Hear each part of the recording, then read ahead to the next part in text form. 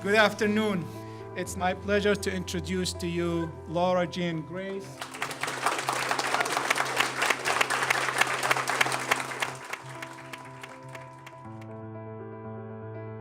Well, the journey I've been on has been interesting, to say the least. So I came out when I was 32 years old. People treated me like I was crazy, going into a therapist's office and being like, look, I'm coming out in Rolling Stone magazine as trans, and I would really like access to hormones. They're like, yeah, sure you are. So it was like, X amount of meetings of just trying to convince them that I had some kind of level of fame, before we could even get to the gender issues. I feel, really lucky to have met the people that I've met through coming out and to have learned from it, to learn that gender exists on a spectrum, and it's okay if you don't fit into other people's definition of what it means to be a man or what it means to be a woman or what it means to be whatever. Just realizing things for yourself. Yes, thank you. Really nice. I enjoyed connecting with people, making connections, like real connections with people matters to me.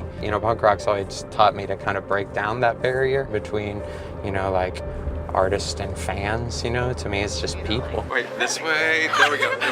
Wait, no, that way. I sing and play guitar in a band called Against Me. I get up on stage pretty much every night, and at this point, like 7 albums into a career, pretty used to sharing my deepest feelings with people. I look like I just played a show.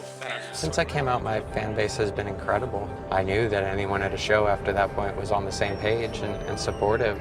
And I think, what's important is being visible and talking about things in hopes that people become educated, because the real problem is that people don't understand gender and people don't understand the difference between gender identity and sexual identity.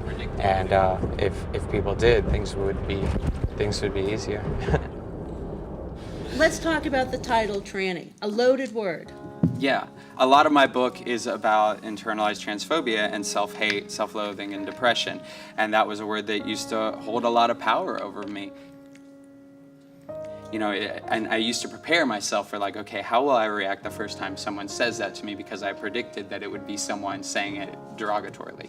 But it came from another trans person the first time it was said to me, and they were just, being friendly. And that really changed my perspective on it.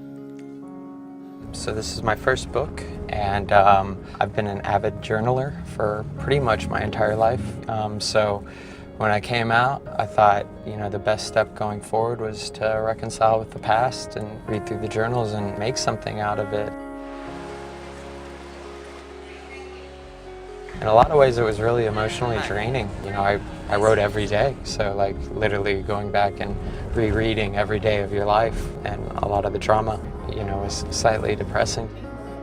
But, if anything, like the dark times teach you to be really present in the moment and confronting those fears, realizing those fears, some of them coming true. I really just feel stronger for that, I work daily to be in a position where I feel like that there's nothing anyone can take away from me, because that to me is freedom. Yay! So excited. Oh yeah, nice to meet you. Thanks for coming down.